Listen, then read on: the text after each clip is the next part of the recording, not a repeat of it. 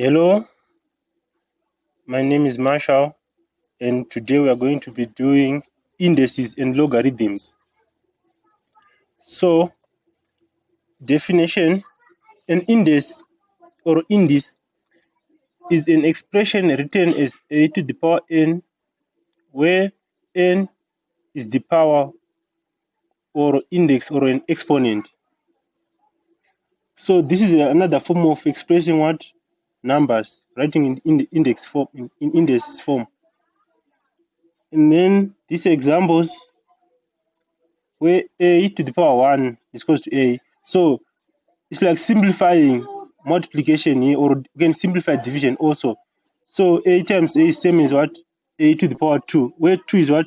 Is the power index or exponent. So it's another way of writing, of expressing terms in a simpler form. That's when we use what? Index. And it's a topic which you will be doing over and over as you go on with mathematics. It simplifies things, writing in index form or indices.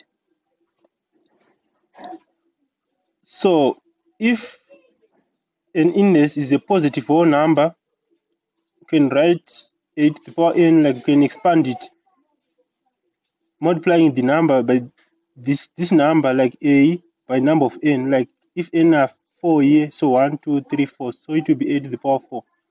Or 2 to the power 3 is equals to what? 2 times 2 times 2 times 2, then the result will be 8. You can also write in index form, in indices, negative powers. For example, a to the power negative n is the same as what?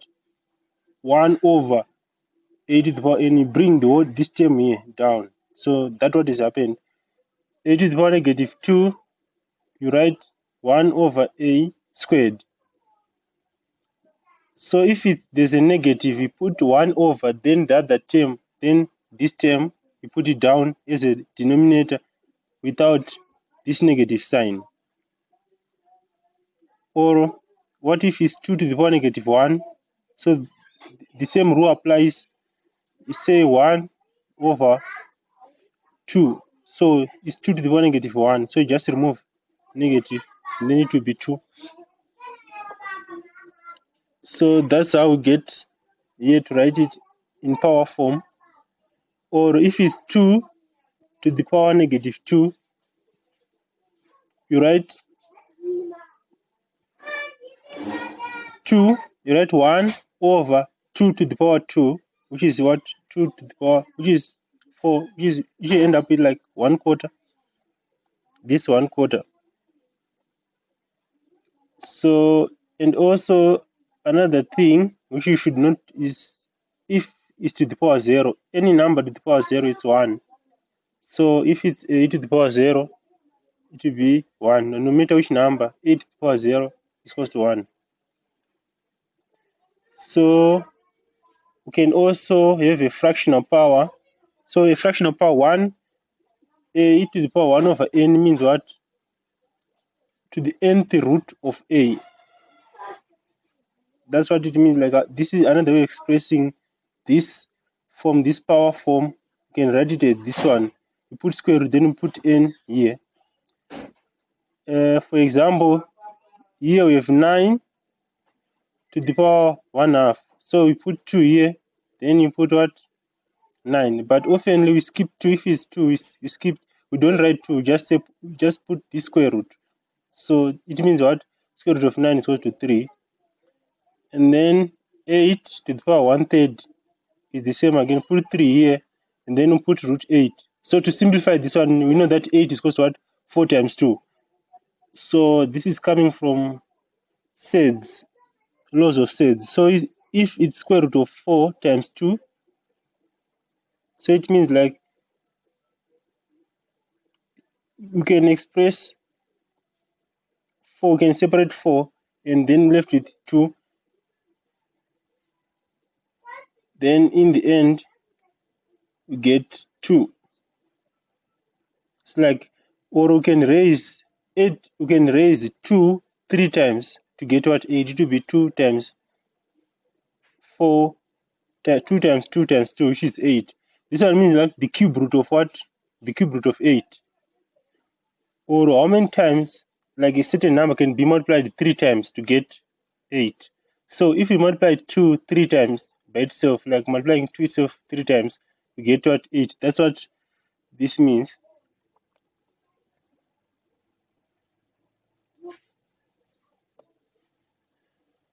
So there are rules of what? Indices in mathematical applications. You can multiply, you can divide, you can add, you can subtract. So rule number 1 is about multiplication. If you are multiplying two indices, that is, we have a to the power m, n a is just a certain number.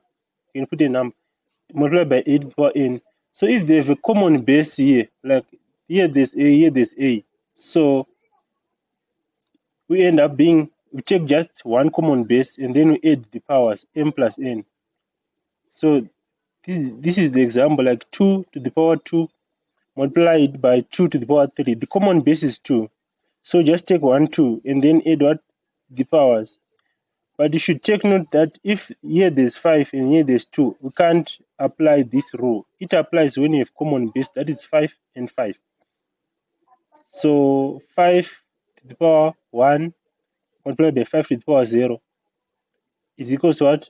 5 to the power 1 plus 0, which you end up with 5 to the power 1, which is equals to 5. Or here, like here sometimes you might be given, instead of 5 to the power 0, you might be given 1. So we know that any number to the power 0 is equals to 1. So here they can write 1. So if it's 5 to the power 1 multiplied by 1, so your task is to change it back to make it a common base by introducing 5 to the power 0, which is what? 1. So rule number 2 is about division. We are dividing two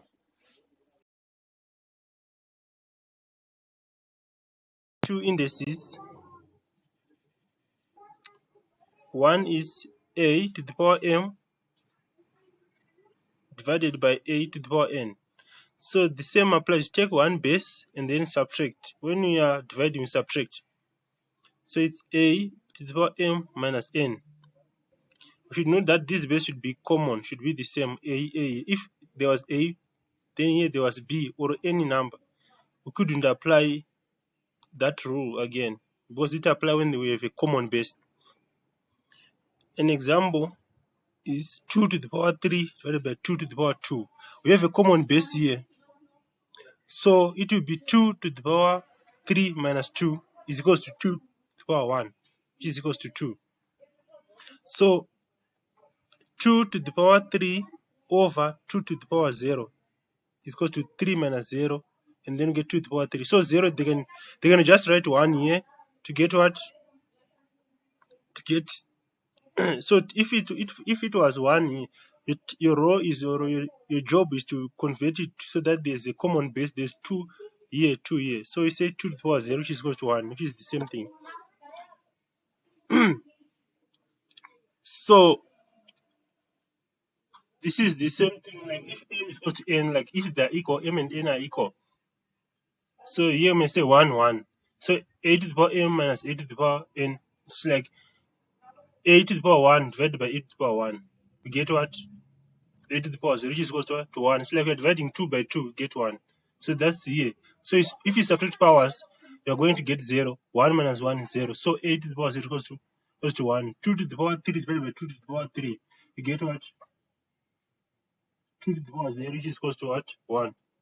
How about here? A to the power m over a to the power n. So there's a common base here. So we subtract powers. A to the power m minus n. So the trick here is negative n. So first minus, then you add negative n as it is. Then you get a to the power m plus n. The same example here. 2 to the power 3 over 2 to the power negative 2 is equals to 2 to the power 3 minus 2. And then minus become positive, become a plus, and then you get 2 to the power 5, which is equal to 32. Here we have a to the power negative m over a to the power n is equals to negative m minus n. So negative m minus n So we can factor out negative here. So it will become what? Negative bracket m plus n is the same here. So once we have negative, we can say 1 over a plus m, a to the power m plus n, and a to the power m plus n. Here's the example: 2 to the power negative 3 over 2 to the power 2, which is equals to 2 negative 3 minus 2, which is, and then you get negative 5. So negative 5 to the power negative 5, just say 1 over 2 to the power 5, which is equals to 1 over 32.